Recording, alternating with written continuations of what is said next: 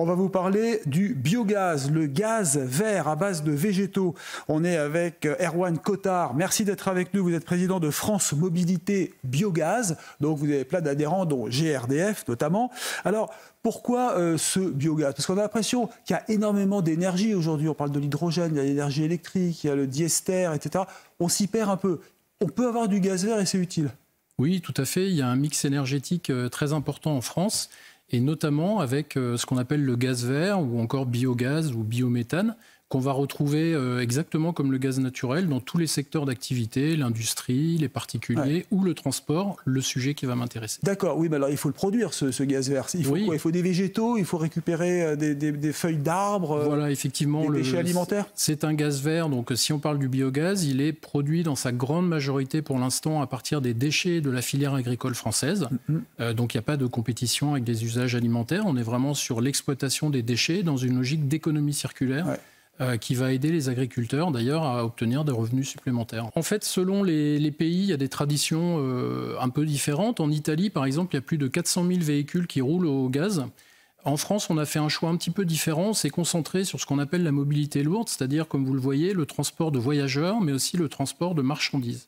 Donc on va faire rouler principalement en France des camions, des bus ou des cars au biogaz. En fait. Et pour en arriver là, il faut d'abord des appareils spéciaux, de la méthanisation. Oui, comme c'est quand même un gros investissement. Alors ça peut être un investissement très variable. En fait, il y a énormément de cas possibles. Ça peut aller de quelques centaines de milliers d'euros pour les plus petites installations à plusieurs millions d'euros pour les plus importantes. Et qui paye? Alors chaque territoire est différent. Donc il y a des filières de méthanisation différentes avec des ressources différentes. Je parlais tout à l'heure des déchets agricoles, mais il y a également les bouts de stations d'épuration qui peuvent être utilisés. De plus en plus, les déchets des particuliers, vous et moi, en fait, nos biodéchets vont être de plus en plus méthanisés. Donc on les mettra de côté, il faut les stocker. Oui, voilà, en fait, c'est des filières qui sont en train de se développer avec un potentiel incroyable. Les gisements, alors pour donner un exemple que j'ai bien aimé à titre personnel, comme j'aime le rugby, la tonte des pelouses du stade de Vannes, de rugby de Vannes, ont été méthanisées en fait à titre expérimental et ça semble très bien fonctionner. Donc il y a des gisements en fait partout autour de nous pour produire du biogaz. Et donc cette herbe du stade permet de faire rouler des voitures, des camions. Oui, voilà, c'est un des usages qui est possible. Là, c'est autour de 20% à peu près du biogaz qui est produit en France, qui est utilisé pour des usages de carburant. Et en fait, là, sur la route des vacances, je vous invite tous à regarder quand vous avez un camion, vous dépassez un camion, s'il roule ou pas au biogaz. Car beaucoup de transporteurs en fait affichent le fait qu'ils roulent décarbonés en utilisant du biogaz. Mais il y a des stations-service pour ça? Alors oui, il y a des stations qui sont donc plutôt dédiées aux professionnels, comme on est sur des usages plutôt transport de marchandises ou de voyageurs. En France, il y en a plus de 700. C'est un maillage territorial assez fort et qui continue à se développer d'année en année.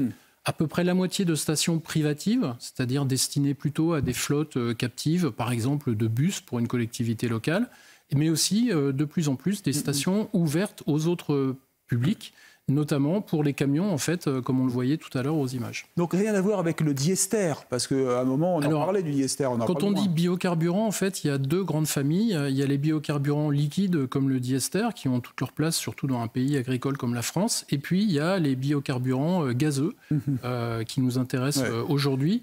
Et donc qui sont issus à la fois, comme je le disais, de filières purement agricoles, c'est la grande majorité, mais aussi de biogaz provenant de plus en plus de nouvelles filières. Bon, alors vous représentez, vous, la filière justement mobilité biogaz, et quel est l'intérêt pour la France de multiplier ces sources d'énergie ?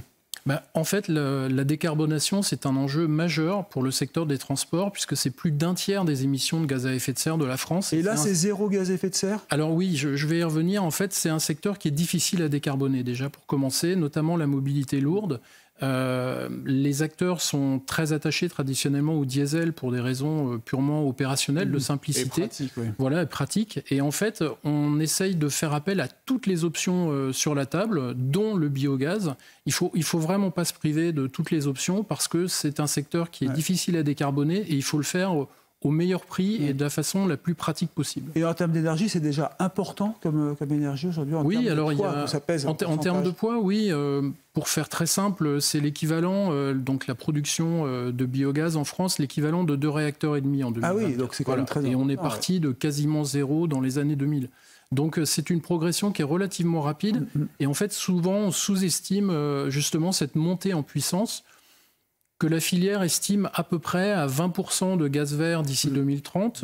Dans les projets du gouvernement, on est plutôt à 15%, mais nous, on pense qu'on peut aller au-delà, autour de 20% en 2030, et 100% de gaz décarboné, dont le biogaz, d'ici 2050. Donc on n'aura plus besoin de gaz de schiste à terme. Alors c'est l'idée, en fait, d'ici 2050, c'est de se passer du gaz fossile et de n'être que sur des gaz bas carbone. Très bien, écoute, on a compris, on va essayer. Ça sent pas mauvais en plus, hein. Il y a pas de... Non, en fait, ça fait moins de bruit que le diesel, il y a moins d'émissions de polluants locaux et à peu près 80% en analyse de cycle de vie d'émissions de gaz à effet de serre en moins. Merci beaucoup Erwan Cottard d'être venu sur CNews. Restez avec nous pour suivre l'actualité.